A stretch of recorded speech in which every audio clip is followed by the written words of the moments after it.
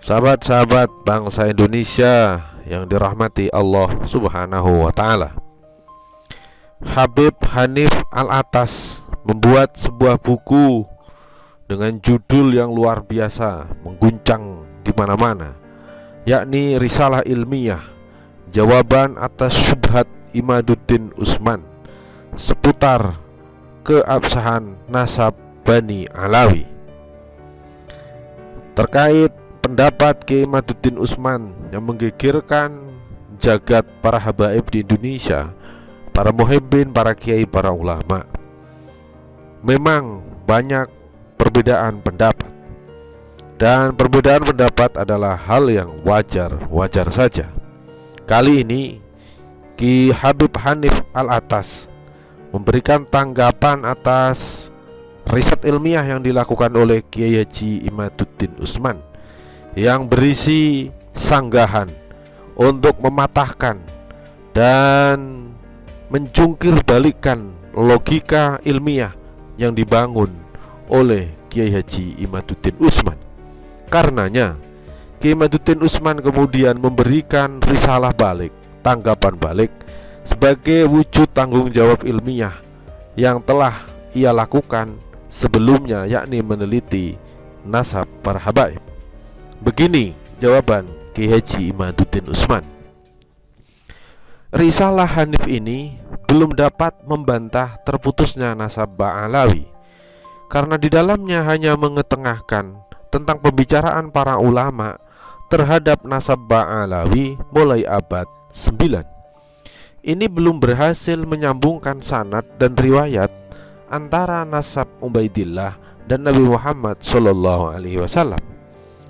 Bagi Hanif, mungkin pembicaraan ulama besar itu, walau bukan merupakan sumber primer, bisa memperkuat nasab Ba'alawi biarpun dari sisi ketersambungan sanad terputus.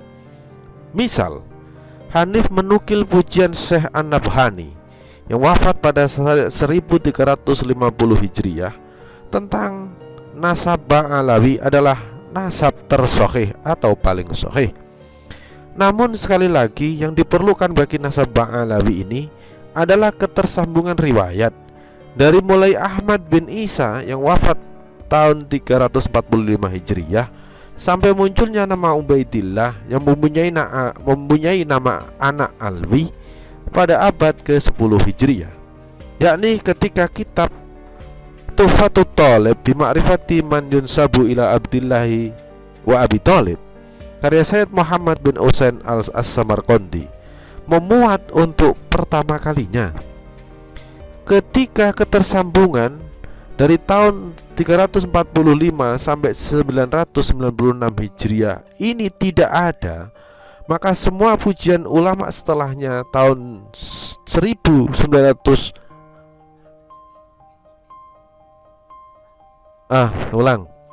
ketika ketersambungan dari 345 sampai 996 Hijriah ini tidak ada, maka pujian semua ulama setelah tahun 996 Hijriah tidak berfaedah dalam isbat nasab Ba'alawi. Diperlukan kitab-kitab muasir atau sezaman dalam setiap nama yang mengatakan ia anak dari fulan atau ayah dari fulan. Kenapa?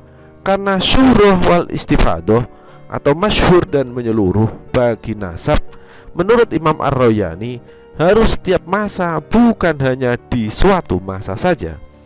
Misal pada abad ke-10 masyhur Ba'alawi sebagai keturunan Nabi, tapi pada abad 9, 8, 7, 6, dan 5 dan juga 4 tidak ada yang menyebut, maka dapat dipastikan secara ilmiah nasab itu batil atau tidak sahih. Imam Ar-Royani yang wafat pada tahun 502 Hijriah berkata dalam kitabnya Bahrul Madhab, innal istifadoh bin nasab urifa butulus zaman. Sesungguhnya istifadoh untuk nasab diketahui sepanjang zaman. Di Makkah ada suatu kasus keluarga At-Tubariyah Al-Ariqah, dikenal sebagai keluarga yang melahirkan para ulama di Makkah, masyhur sebagai keluarga Nabi, Namun kemasyhuran itu setelah diteliti mulai abad ke-9 saja, sedang di abad ke-6, 7, dan 8 nasab mereka tidak masyhur di kitab-kitab abad itu. Di kitab Ad-Da'u Al-Lami Khulasatul Athar, yakni kitab abad ke-9 dan 11, menulis mereka Al-Husaini, tetapi di abad sebelumnya tidak ada riwayat. Maka para ulama nasab menyebut nasab seperti ini al-iddia al-hadis al-aslah, pengakuan baru tidak punya asal. Demikian pula yang terjadi pada kasus Ba'alawi. Sayyid Alawi sebagai datuk dari klan Ba'alawi yang wafat pada tahun 400 Hijriyah. Dalam versi masyhur mereka, ia adalah putra Abdullah yang wafat pada tahun 383 Hijriyah, bin Isa yang wafat pada tahun 345 Hijriyah.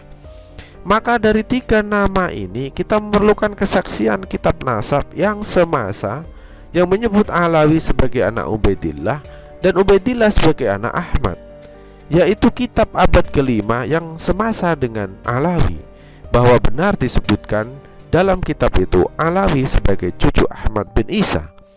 Untuk itu Hanif berusaha untuk mencari kitab abad ke-5. Apakah berhasil? Mari kita lihat. Hanif menyebutkan bahwa nasab Ba'alawi sebagai putra Ahmad telah disebutkan di abad ke-5. Alhamdulillah, apa betul? Menurutnya nasab itu telah disebut oleh Al-Ubaidili yang wafat pada tahun 435 Hijriyah. Yang demikian itu disebut dalam kitab Ar-Raudul Jali karya Az-Zabidi. Kalau ini terbukti, kita akan taslim atau mengakui mereka sebagai dzurriyyah Nabi atau keturunan Nabi. Subhanallah. Tapi bagaimana sebenarnya? Kita bersedih. Sudah 2 kasus kitab palsu telah berlalu, sekarang tambah lagi. Penulis memiliki kitab Ar-Raudul Jali, namun kalimat seperti yang disebutkan Hanif tidak terdapat dalam kitab itu. Kitab Ar-Raudul Jali yang penulis miliki cetakan Maktabah Darul Kanan Linasri wat Tauzi tahun 1431 Hijriyah yang ditahqiq oleh Al-Arif Ahmad Abdul Ghani. Tidak ada kalimat seperti dikutip oleh Hanif itu bahwa Al-Ubaidili berkata sekian-sekian. Setelah ditelusuri di footnote, rupanya yang dipakai Hanif adalah kitab Ar-Raudul Jali cetakan tahun sekarang ini, yakni 1444 Hijriah. Baru sekali. Kitab terkini. Kitab itu ditahqiq oleh Muhammad Abu Bakar Badzib dan ditaklik oleh Habib Ali bin Thohir Al-Haddad. Dalam kutipan yang dipetik Hanif itu banyak berbeda dari kitab Ar-Raudul Jali yang penulis miliki. Dalam kitab yang ada pada penulis tidak ada kalimat Ubaidili berkata dan seterusnya. Sementara di kitab Hanif ada kalimat Ubaidili berkata dan seterusnya. Padahal judul kitabnya sama, pengarangnya sama, kok isinya beda? Setelah ditelusuri, setelah dilihat-lihat, setelah ditimbang-timbang, dilihat dengan seksama, ketika melihat judulnya bahwa kitab ini ditaklik oleh Habib Alwi bin Thohir Al-Haddad, maka kemungkinan besar kasusnya sama dengan kitab Abnaul Imam, yakni kemungkinan adanya penambahan dari pentaklik atau pentahqiq. Kitab yang dijadikan referensi Hanif itu sah disebut kitab palsu dan tertolak untuk dijadikan hujjah sebagai sumber hukum, karena di dalamnya sudah ada campuran antara kitab asli dan takliknya. Dibuktikan dengan berbedanya ibarat atau ungkapan yang ada dengan cetakan sebelumnya. Dan ketika meriwayatkan dari kitab yang tercampur ini, Hanif tidak menyatakan ibaroh yang disampaikan itu apakah ibaroh dari pengarang atau pentaklik. Subjek yang berkata jadi tidak jelas karena terjadi tadlis atau pengaburan teks secara sengaja. Bahkan konklusi 2 cetakan kitab itu tentang Abdullah anak Ahmad menjadi berbeda. Kitab cetakan yang ada di tangan penulis menyebut Abdullah sebagai anak Ahmad adalah termasuk ketetapan yang tidak disepakati, sementara dalam kitab cetakan Hanif menjadi yang disepakati. Selain isi tulisan, moral ilmiah itu penting. Percetakan pentahkik dan pentaklik dan penukil harus memiliki kejujuran ilmiah.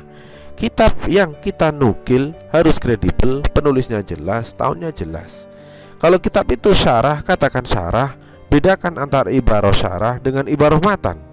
Bisa dengan ditambah dalam kurung tulisan yang dibedakan dan dengan ciri lainnya seperti warna tinta. Karena terutama kitab sejarah dan nasab harus jelas titi mangsa atau waktu kitab itu untuk menjadi saksi tokoh yang diteliti. Jika ada ketidakjujuran dari pihak-pihak yang penulis sebutkan tadi, maka nilai ilmiahnya menjadi hilang. Dari riwayat abad 5 putus, Hanif tak berhasil mensajikan kitab yang jujur. Mesti bekerja keras lagi. Lalu bagaimana hujah yang lainnya? Hujah lain cukup banyak yang diketengahkan, tapi hujah-hujah itu kebanyakan sudah disampaikan penyanggah penulis lainnya dan sudah dijawab. Agaknya tujuan Hanif dengan kitab ini bukanlah untuk diuji secara ilmiah, tapi untuk dibaca oleh masyarakat awam. Penulis hanya akan tanggapi hujah Hanif yang akan membawa nasab Ba'alawi bisa mutasil secara ilmiah. Jika benar logikanya ilmiah, maka kita uji. Seperti tadi Hanif katakan bahwa Ubaidillah berkata, jika itu benar, sah Ba'alawi jadi cucu Nabi, karena Ubaidillah adalah ulama abad kelima. Itu pun setelah nanti kita konfirmasi di kitab asli karya Ubaidillah. Tapi ternyata kitab yang dikutip kitab palsu. Pembaca bisa cek di internet dan membaca kitab Ar-Raudul Jali, lalu bandingkan dengan tulisan Hanif yang menyebut itu diambil dari kitab Ar-Raudul Jali. Sama atau beda? Jelas tulisan Hanif ini tercederai oleh kitab palsu, yaitu kitab Ar-Raudul Jali karya Az-Zabidi cetakan 1444 Hijriyah, yang berbeda isi dan kesimpulannya dengan cetakan sebelumnya. Mengenai kitab As-Suluk yang disinggung Kang Zaini, bahwa penulis terlewat tidak menjawab tentang kitab As-Suluk pada dialog Habib Hamid Al-Qadri, padahal kitab itu bisa menjadi mata rantai abad ke-5 karena dikarang ulama abad ke-8 Ali Al-Jundi. Sedikit bocoran, setiap kata Ba'alawi dan Ibnu Abi Alwi abad 8-9 Hijriyah itu maksudnya bukan Ba'alawi yang kita kenal sekarang, itu Ba'alawi yang berbeda. Abdullah yang disebut abad 8 dan 9 itu bukan yang menurunkan Al-Faqih Al-Muqaddam. Beda dengan Ubaidillah, tidak ada kesamaan keduanya. Dengan bocoran ini harus dicari dalil-dalil yang menyatakan keduanya sama. Bagi penulis, nasab Ubaidillah bin Ahmad ini baru resmi ditulis dalam kitab nasab abad ke-10. Maka perlu ketersambungan riwayat Ubaidillah ini dari abad ke-10 sampai ke-5 Hijriyah. Wallahu a'lam bihaqikotil hal. Demikian tanggapan Kiai Haji Imaduddin Utsman Al-Bantani. Terima kasih.